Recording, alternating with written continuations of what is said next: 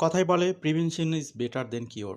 Study permit ভিসার অ্যাপ্লিকেশনের ক্ষেত্রে এই বিষয়টি খুবই বেশি প্রযোজ্য, বিশেষ করে কানাডার মতো কান্ট্রি যেখানে স্টুডেন্টদের কোনো ধরনের ইন্টারভিউ ছাড়াই ভিসার ডিসিশন দেওয়া হয় তাদের ডকুমেন্টেশন, এক্সপ্লেনেশন এবং তাদের অ্যাচিভমেন্টের উপর বেস করে। সুতরাং কানাডাতে যারা ভিসা আবেদন করেছেন, করতে যাচ্ছেন, করার স্বপ্ন দেখছেন, তাদেরকে অবশ্যই অনেকগুলো বিষয় একই সাথে খেয়াল করতে হবে তাদের ভিসা অ্যাপ্লিকেশনটা যাতে সাকসেসফুল হয়। শুধুমাত্র আইএলটিএসে অনেক ভালো স্কোর কিংবা আপনার একাডেমিক স্কোরটা অনেক ভালো হলেই আপনার ভিসা হবে এমনটা না। ইভেন আপনার প্রপার প্রেজেন্টেশনের অভাবে ফান্ড সব কিছু ঠিক থাকার পরেও ভিসা রেজাল্ট রিফিউজ বা নেগেটিভ রেজাল্ট আসতে পারে। সম্প্রতি সময়ে কানাডার ভিসা অ্যাপ্লিকেশন রিফিউজ হওয়ার 9টি গুরুত্বপূর্ণ কারণ আইডেন্টিফাইড হয়েছে। সেই কারণগুলোকে আবার ব্যাখ্যা দিয়ে আমরা সাজিয়েছি কিভাবে আপনি এখান থেকে উত্তরণ পেতে পারেন। কানাডা এবং কানাডার বাইরে বাইরে থেকে পৃথিবীর যে প্রান্ত থেকে যারা শুনছেন আজকের আলোচনা, সবাইকে স্বাগত জানাচ্ছি।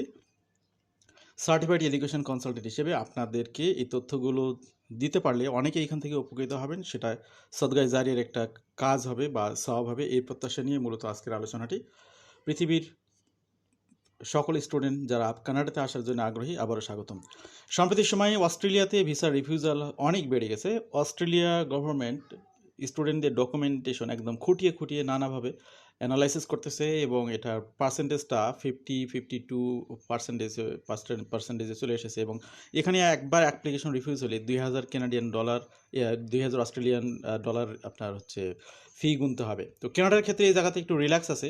কানাডাতে স্টুডেন্টদের জন্য একবার রিফিউজ হলে 235 কানাডিয়ান ডলার ল্যাপস হবে, আবার সেকেন্ড টাইম অ্যাপ্লিকেশনে শুধুমাত্র 150 কানাডিয়ান ডলার লাগবে, কারণ বায়োমেট্রিক ফি আর লাগবে না। তো কানাডাতে অ্যাপ্লিকেশনগুলো সাকসেসফুলি কীভাবে করবেন আমরা শর্ট আলোচনায় আপনাদেরকে তুলে ধরার চেষ্টা করব। আশা করছি আমাদের সাথে আছেন। Top 9 Canada study permit refusal reasons and your options in 2026। তো চেঞ্জিং ল্যান্ডস্কেপে কানাডার স্টাডি পারমিট বর্তমানে সময় খুবই গুরুত্বপূর্ণ, বিশেষ করে মাস্টার্স এবং পিএইচডি স্টুডেন্ট যারা, তাদের জন্য ক্যাপ উঠিয়ে নিয়েছে গভর্নমেন্ট।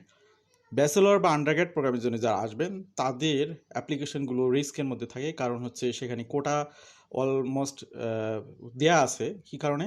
যে সবাই যে এখানে ভিসা পাবে তা কিন্তু না। এই কারণে সফিস্টিকেটেডভাবে আপনার অ্যাপ্লিকেশনটা রিপ্রেজেন্ট করতে হবে, আপনার ডকুমেন্টেশনগুলো প্রপার ওয়েতে সাবমিট করতে হবে, তা না হলে সব কিছু রিয়াল হওয়ার পরেও ভিসা রিফিউজ হতে পারে।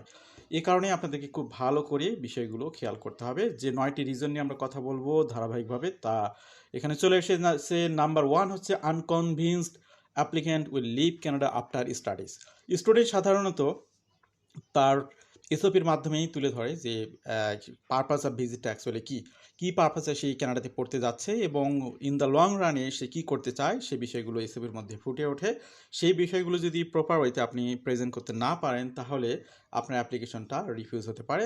এখানে যে বিষয়গুলো দেখা হয়, lack of strong home country ties, আপনি আপনার দেশ থেকে যে অনেক কিছু রেখে যাচ্ছেন বা আপনি যে ফিরে আসবেন সেগুলোর এক্সপ্লেনেশন, ডকুমেন্টেশনটা যদি প্রপার না হয় তাহলে এই ঘটনাটা ঘটবে। ট্রাভেল হিস্ট্রি কনসার্নস, অনেকে অনেক দেশে গিয়ে ঘুরতে যেতে পারেন, আবার কারো নাও ঘোরা থাকতে পারে। অন্য দেশে ঘোরাফেরা করতে গিয়ে আপনার যদি ওভার স্টে বা কোনো ইমিগ্রেশন ব্যাড রেকর্ড থাকে সেটা একটা প্রবলেম হতে পারে। অন্য কোনো কান্ট্রিতে আপনি যদি রিফিউজ হন সেটা একটা প্রপার এক্সপ্লেনেশন থাকা উচিত। এই জন্যে এই বিষয়গুলো খুবই গুরুত্বের সাথে দেখতে হবে। Dual intent miss understanding, usually স্টুডেন্টরা কানাডাতে আসে একটা বড় স্বপ্ন নিয়ে। এখানে স্টুডেন্ট থেকে পোস্ট গ্রাজুয়েশন ওয়ার্ক পারমিট থেকে জেনারেল ওয়ার্কার অথবা পিআরএ কনভার্ট হওয়া। তো এই যে স্বপ্ন, আপনি যদি আপনার জেস্চারের মধ্যে আপনার স্বপ্নটা যদি এখানে তুলে ধরেন যে আপনি অ্যাকচুয়ালি পিআরটাকে মোস্ট প্রায়োরিটি দিচ্ছেন কানাডাতে আসার ক্ষেত্রে, তাহলে এটা ইমিগ্রেশন অফিসারকে আপনার ব্যাপারে নেগেটিভ চিন্তা করতে বাধ্য করতে পারে। এই জন্যে আপনি আপনার পিআরের স্বপ্নটা স্লাইডলি এখানে মেনশন করতে পারেন বা স্কিপ করে যেতে পারেন। প্রকৃতপক্ষেই কানাডার এই এডুকেশনটা আপনার জন্য কী সুফল বয়ে আনবে আপনার দেশে, সেটাই যদি আপনি তুলে ধরতে পারেন সঠিকভাবে, তাহলে ডুয়েল ইন্টেন্টের ঝামেলা থেকে আপনি রেহাই পাবেন। কিভাবে এই বিষয়গুলোকে স্ট্রং করা যায়? Strengthen your statement of purpose, write a compelling SOP clearly articulates your intent to study in Canada and return home country afterward. তো আমি অলরেডি এই বিষয়গুলো ব্যাখ্যা করেছি, নতুন করে বলতে চাই না। Document ties to your home country, এমন কিছু ডকুমেন্ট এখানে থাকা উচিত যেগুলোর মাধ্যমে প্রমাণ হবে যে প্রকৃতপক্ষে আপনি আপনার দেশে ফিরে আসবেন এবং আপনার ফিরে আসাটা জরুরি। এগুলো অনেকভাবে প্রমাণ করা যায়, যেমন property ownership, employment letter, community involvement, এইভাবে এই বিষয়গুলোকে তুলে ধরা সহজ হবে। এক্সপ্লেইন ট্রাভেল হিস্ট্রি, আপনার অন্য কোনো দেশে কোনো সমস্যা থাকলে, বিশেষ করে যদি কোনো ওভারস্টে থাকে, অনেকে অন্য দেশে যাতায়াত করেন বা অন্য দেশের রিফিউজাল থাকে, এই বিষয়গুলো আপনি স্লাইটলি আপনার এসওপির মধ্যে তুলে ধরতে পারেন। সিক প্রফেশনাল গাইডলাইন্স, একটা বিষয় মনে রাখবেন, আপনি হয়তো ইংলিশে খুব ভালো রেজাল্ট করেছেন, অর্থাৎ ল্যাঙ্গুয়েজ টেস্টে আপনার খুব ভালো স্কোর, একাডেমিক স্কোর অনেক ভালো, কিন্তু আপনি প্রথমবার মতো নিজে নিজে অ্যাপ্লাই করতে যাচ্ছেন। কানাডাতে যেহেতু ডকুমেন্টেশন বেস, এই জন্য এখানে যে কোনো একজন এক্সপার্ট প্রফেশনালের সার্ভিস নিতে পারলে সেটা আপনার জন্য বেটার হবে। আপনি চিন্তা করতেছেন যে আপনার 50,000 বা 1 লাখ টাকা বেঁচে যাবে যদি আপনি নিজে নিজে করেন, কিন্তু আপনি যদি ভিসাই না পান তাহলে তো আপনি যেতেই পারবেন না। আর কানাডাতে যেতে আপনারা জানেন যে এয়ার টিকিটে কত টাকা খরচ হয়, সেখান থেকে আপনি মনে করেন যে আপনি এখানে কিছু টাকা সেভ করে হলেও আপনি কানাডাতে কোনো একজন এক্সপার্ট কনসালটেন্টের সহযোগিতা নিতে পারলে আপনি নিজে সেভ হবেন, আপনার স্বপ্নটা বাস্তবায়ন হবে। Unconvinced applicant will leave Canada based on financial assets, 53.3 রিফিউজালের একটা রিজন এটা। The second most common refusal reason, এটা cited 53.3% cases was about doubt about an applicant's intent to leave Canada based on their financial assets. তো এখানে financial assets যেগুলো আপনারা present করতেছেন, গদবাজার সিস্টেমে প্রেজেন্ট করলে রিফিউজাল হওয়ার একটা বেশি সম্ভাবনা থাকে। এক্সেপশনালি আপনার ফাইলটা প্রেজেন্ট করার চেষ্টা করতে হবে। This reflects IRCC increased focus on financial readings, particularly after cost of living requirement of study permit applications double 10,000 Canadian dollar। একটা কথা মনে রাখেন যে 2 বছর আগে কিন্তু কানাডাতে স্টুডেন্টদের লিভিং খরচ মাত্র 10,000 কানাডিয়ান ডলার দেখাতে হতো। এখন আপনার টিউশন ফি যেটাই থাকুক না কেন, লিভিং খরচ পার ইয়ারে কমপক্ষে 23,000 কানাডিয়ান ডলার আপনার যে অ্যারেঞ্জমেন্ট আছে সেটা আপনাকে শো করতে হবে। সেগুলো প্রমাণ যদি আপনি যথাযথভাবে দিতে না পারেন তাহলে আপনার রিফিউজালের রিজনটা আসতে পারে। Why it happens, insufficient proof of funds, আপনি এখানে শুধু একটা ফান্ড দেখালেন বড় অ্যামাউন্টের তাহলেই হলো না, এই ফান্ডগুলো কিভাবে এসেছে এবং কিভাবে খরচ হবে এটার একটা ব্যাখ্যা এবং সাপোর্টিং ডকুমেন্ট এখানে দিতে হবে। Inconsistent financial history, bank statement showing erratic transaction or insufficient steady income may suggest financial instability, rising concerns about an applicant's ability to support themselves। হঠাৎ করে 40 লাখ টাকা ঢুকাই রেখেছেন, এরপরে কোনো ট্রানজাকশন নেই, খবর নেই, কোথায় কোন সোর্স থেকে টাকাটা এসেছে সেটার কোনো এক্সপ্লেনেশন নেই এবং প্রপার ডকুমেন্টেশন নেই, তাহলে এটা নিয়ে প্রশ্ন আসতে পারে। কিন্তু এইগুলো যদি আপনি প্রপার ডকুমেন্টেশন, প্রপার এক্সপ্লেনেশনের মাধ্যমে ইমিগ্রেশন অফিসকে কনভিন্স করতে পারেন তাহলে এই সমস্যা থেকে আপনি মুক্তি পেতে পারেন। Lack of long term planning, officer may interrupt inadequate financial resource as an indication that an applicant intend to overstay and see employment in Canada to sustain themselves।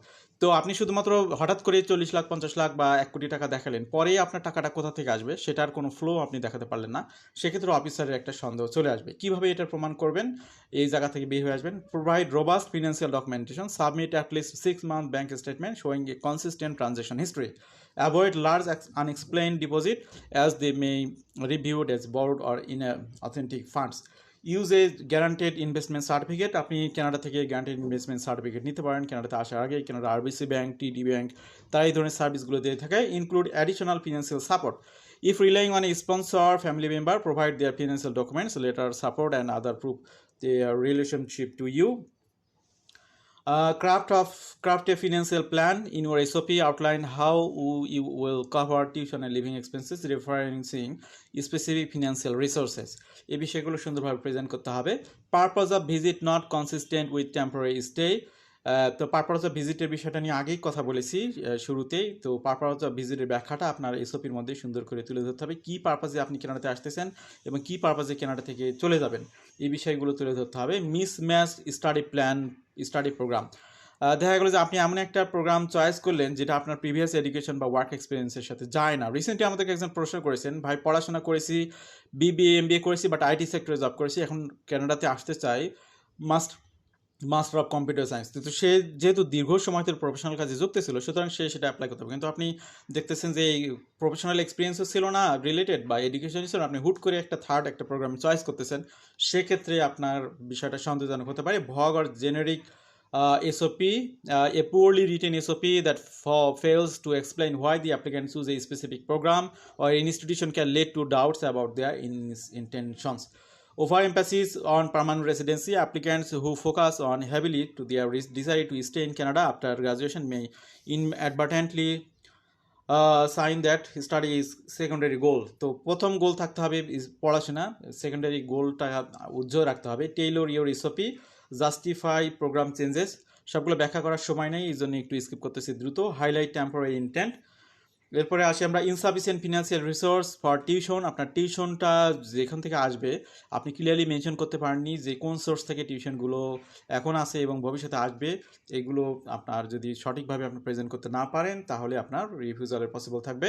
ইনএডুকেট proof of tuition payment, lack of clarity in funding source, increase scrutiny, এই বিষয়গুলোর কারণেই সমস্যা হচ্ছে অনেকের। How to address it, provide proof of tuition payment. তো আপনি দেখা গেল যে কন্ডিশনাল ডিপোজিট করেছেন $4,000, এর বেশি দিতে পারতেছে না বিকজ বাংলাদেশ ব্যাংকের একটা রেস্ট্রিকশন আছে। এই বিষয়গুলো তুলে ধরুন যে আপনি কী কারণে পুরো টিউশন ফি দিতে পারেন নাই। Demonstrate additional funding, show scholarship, grant, family support, supplement, personal funds, এগুলো যদি থাকে এগুলো এখানে সাপোর্টিং হিসেবে দিতে পারবেন। চুজ অ্যাফোর্ডেবল প্রোগ্রাম, এমন একটা প্রোগ্রাম সিলেক্ট করা উচিত যেটা আপনার ক্যাপাসিটির সাথে যায়। আপনি দেখা গেলো যে আপনার স্পন্সরের ইনকাম হচ্ছে বছরে 20 লাখ টাকা, আপনি এমন একটা প্রোগ্রাম সার্চ করলেন যেটা টিউশন ফি 30 লাখ টাকা, তাহলে আপনি কোথা থেকে দিবেন? এটা ইনকনসিস্টেন্ট হয়ে গেল। Insufficient financial resource for living expenses. তো আপনি কানাডাতে গেলেন, পরবর্তী সময় আপনার লিভিং এক্সপেন্সগুলো কোথা থেকে আসবে? আপনি যদি সেখানে মনে করেন যে পার্ট টাইম জবে সুযোগ পাচ্ছেন, সেটার মাধ্যমে কাভার করবেন, এই বিষয়গুলো সন্দেহ তৈরি করতে পারে আপনার আপনার স্টুডেন্ট হিসেবে কন্টিনিউ করার বিষয়ে। Why it happens, failure to meet new benchmark, inconsistent documentation, reliance on work in Canada. তো কানাডার কাজ করে আপনি সব কিছু কাভার করবেন, এই ধরনের বিষয়গুলো আপনার আসা যাবে না। আর যে এখন বর্তমানে বাড়তি যে আপনার অ্যাকোমোডেশন খরচ দেখাতে হয় সেটা আপনাকে ভালো করে শো করতে হবে ডকুমেন্ট দিয়ে। Avoid over reliance on work, use trusted financial tools, plan for dependence.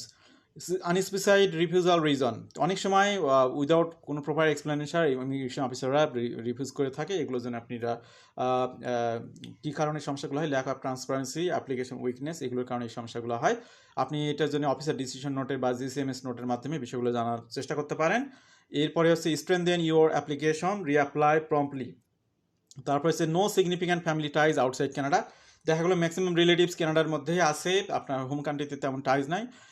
এই বিষয়গুলো আপনার অ্যাপ্লিকেশনকে উইক করতে পারে। Weak evidence of ties, single young applicants, এই ক্ষেত্রে সমস্যাগুলো হয়। ইনকনসিস্টেন্ট ন্যারেটিভস, কীভাবে এটা অ্যাড্রেস করবেন? ডকুমেন্ট ফ্যামিলি কানেকশনস, তারপরে emphasise community ties, explain personal circumstances. Document authenticity and misrepresentation, গদবাধা সিস্টেমে ডকুমেন্টেশন দিলে সেগুলো নিয়ে প্রশ্ন তৈরি করে, ইমিগ্রেশন অফিসারদের মধ্যে সন্দেহ তৈরি করে। অস্ট্রেলিয়ার রিফিউজালগুলোর রিজন কিন্তু এটা, এবং কানাডারও কিন্তু রিফিউজ হয় এই ক্ষেত্রে, এই জন্য গদবাধা সিস্টেমে করলে। Inauthentic documents, misrepresentation, increase scrutiny. How to address it, এগুলোর সমস্যা সমাধানের জন্য ensure document authenticity, be transparent, work with DLI. এরপর আমরা 9 নম্বর যে রিজন সেটা হলো মিসিং অর ইনকমপ্লিট ডকুমেন্টেশন। এই বিষয়গুলোকে কি আপনার কাভার করতে হবে। এই ক্ষেত্রে আপনাদের প্রতি পরামর্শ হলো যে আর্লিয়ার অ্যাপ্লিকেশনগুলো শুরু করা, স্টে ইন ফ্রন্ট, সবসময় ইমিগ্রেশন তথ্যগুলো আপডেট থাকতে হবে, এবং প্রপার চেকলিস্টের আলোকে আপনাকে সব ডকুমেন্ট, সাপোর্টিং ডকুমেন্ট, ফর্ম সব কিছু আপলোড করতে হবে। Your options after starting from refusal, একবার রিফিউজ হয়ে গেলে একদম হতাশ হয়ে যাওয়ার কিছু নেই, নতুন করে রিঅ্যাপ্লাই করবেন স্ট্রং অ্যাপ্লিকেশনের মাধ্যমে। Analyse the refusal letter, revise your SOP, include new evidence, request for reconsideration, submit a detailed letter, provide additional documents. তো আজকের আলোচনায় আমরা ইতি টানবো। আপনাদেরকে চেষ্টা করেছি অল্প সময়ের মধ্যে অনেকগুলো বিষয় বোঝানোর জন্য। এরপরও কারো কোনো প্রশ্ন থাকলে কমেন্টে বা ইনবক্সে জানাবেন, আপনাদেরকে চেষ্টা করব তথ্যগুলো দিয়ে সহযোগিতা করার। আমাদের সাথে থাকার জন্য আবারও ধন্যবাদ, কৃতজ্ঞতা। ভালো থাকবেন সবাই, আল্লাহ হাফিজ, সালামু আলাইকুম।